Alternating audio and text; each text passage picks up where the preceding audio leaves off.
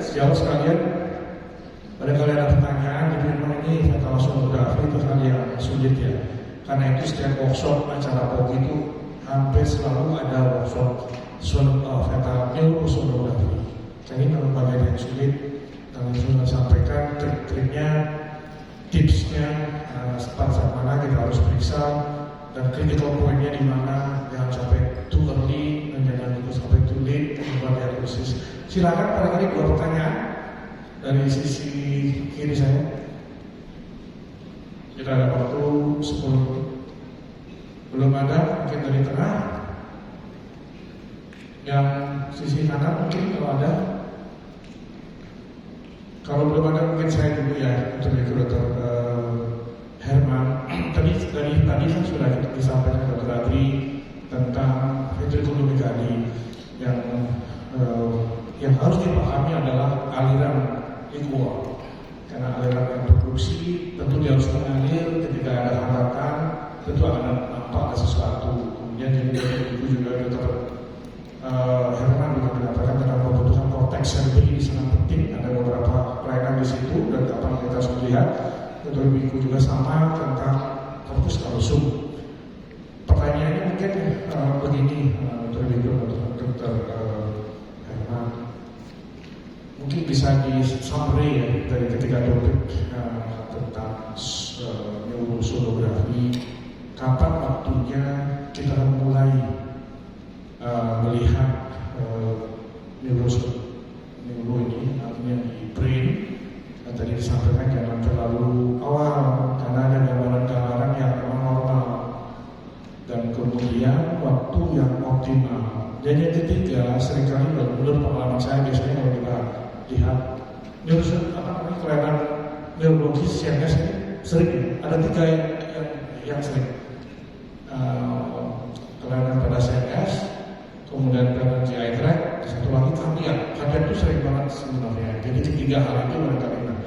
Jadi kapan kira-kira kita bisa mulai dari seawal mungkin kita harus melihat dan kemudian optimalnya kapan. Yang ketiga, terminasi.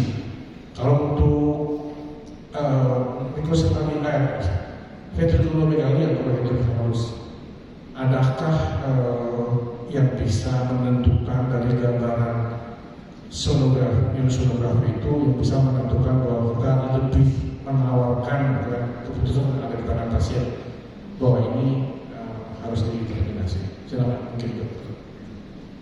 Ya, silakan. Apa dulu? Izin dari dokter dan saya mulai dulu. Kalau saya memang memulai pemeriksaan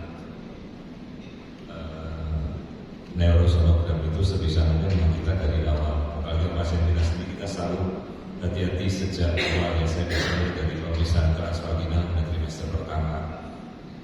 Dan kasus-kasus memang seperti tadi dokter Adi pertama holoprosencephaly, bahkan akrania itu kita bisa mendiagnosa di bawah trimester kedua. Holoprosencephaly itu bisa terlihat sejak trimester pertama ya. Kalau ventriculomegaly sulit sekali, apalagi kalau kita melihat namanya dangling plexus choroid, jadi dia melayang di antara cairan cerebrospinal itu cukup sulit. Tapi kalau jenis-jenis seperti alobar holoprosencephaly itu bisa terlihat. Dan teman-teman kalau seperti melihat akrania, anencephaly dari akrania pertama itu dari trimester pertama, bahkan mungkin 10 minggu saja kita bisa melihat tampilan bentuk kepala yang abnormal. Tetapi memang biasa kita anjurkan, jangan lupa anjurkanlah jangan buru-buru. Kita anjurkan pada trimester kedua, seawal mungkin sekitar 18 minggu itu kita bisa melakukan neurosonogram yang kemudian pelan-pelan kita pastikan kembali kalau belum pasti. Kalau memang tidak ada sarana di mana kita tidak mengkonsulkan dan di tempat itu kita tidak ada keterbatasan, ya kita coba sampai batas waktu trimester kedua dok di bawah 27 minggu itu. Kalau untuk terminasi masalah ventriculomegaly dan lainnya mungkin Dr. Herman bisa lebih menjelaskan. Silakan Dr. Herman.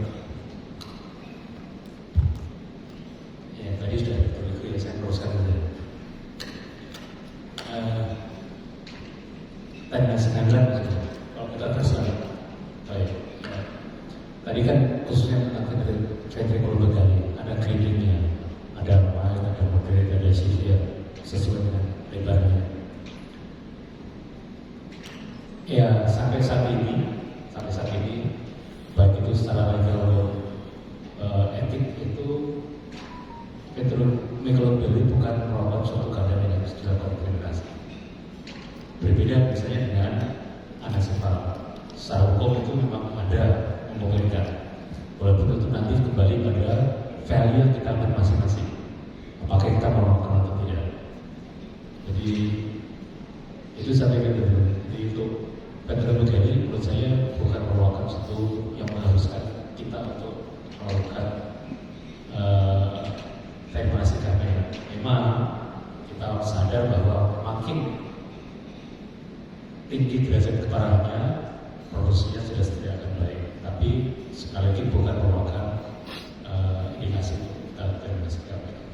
Baik, terima kasih. Jadi ada kalau kita biasanya di tempat saya itu kita kolaborasi dengan berdasar.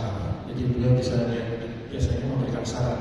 Coba dilihat nangkal cerebri, konteks cerebri, gitu ya. Kira-kira kalau dia sudah kurang dari 1 mili, nah itu kita prognosisnya sudah sangat buruk. Artinya edukasi kita kepada pasien tentu bisa lebih fokus, karena pasien pasti bertanya tadi yang dokter Herman sampaikan, ini apa rencana dokter terhadap bayi saya. Itu yang sulit jawabnya sebetulnya ya. Kalau kita mengatakan bahwa apakah orang cacat tidak boleh hidup, disable maksudnya, walaupun ketergantungannya tinggi gitu kan. Nah itu dokter Herman menarik sekali itu pernyataannya. Sulit kadang-kadang kita belajar ini karena keburu determinasi. Begitu lihat langsung terminasi. Jadi sekuensinya sampai lengkap apa sih sebetulnya yang non isolated ya, karena yang menyertai kadang-kadang kita belum cukup waktunya karena keburu terminasi mungkin pilihan orang tua pasien. Mungkin satu pertanyaan bisa lagi silakan kalau masih ada. Ya boleh dimaksud.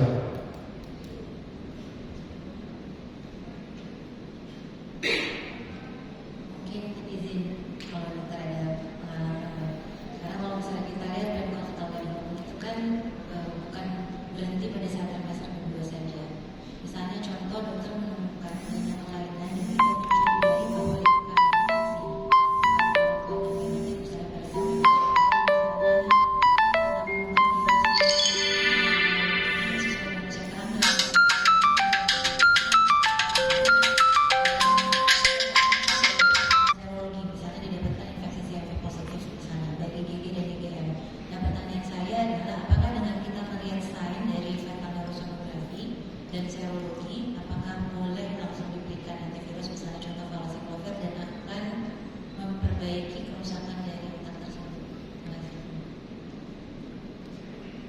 Ya, silakan. Menarik pertanyaannya.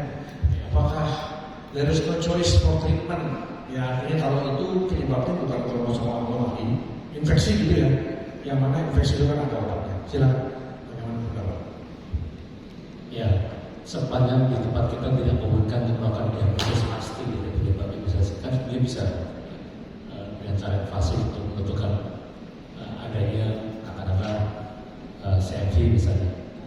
Ya, apa yang ada mudah pada kita untuk menentukan itu, ya itu sudah kita bisa kita lakukan untuk sebagai dasar memberikan terapi. Ini singkatnya begitu.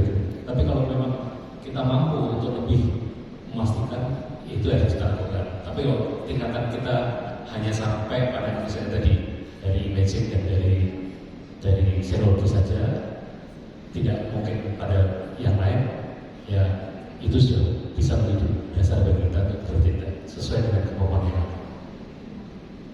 Dr. Wiku mungkin mau tambahan?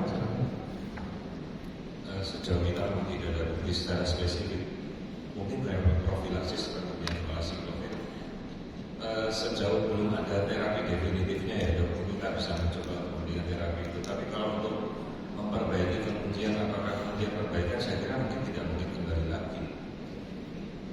Ya, jadi itu ya statementnya. Jadi yang penting penyebabnya tahu, dan kemudian kalau memang ada terapinya kita lihat kirimnya berapa, dan barangkali bisa memperbaiki bahwa dosennya itu kita terima yang dimaksud.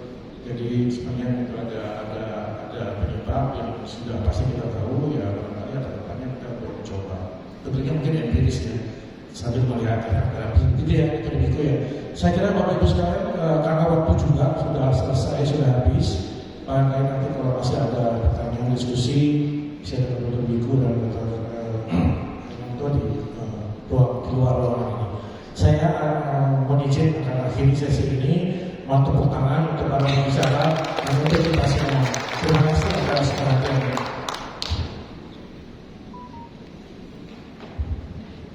Baik, kami ucapkan terima kasih kepada Dr. A.M. Jaya Kusuma Khusus Spesialis KMS.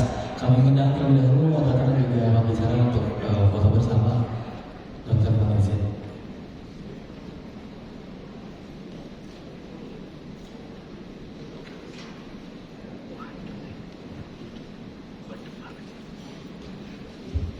Ya.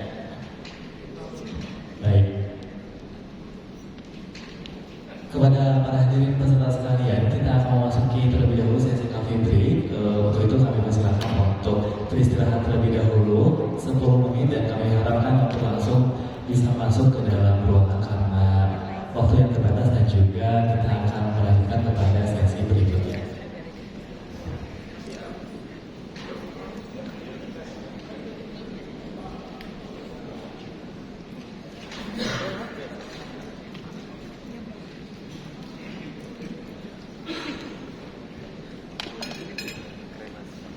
Iya. Dakwah kapan ujian? Belum maju tesis.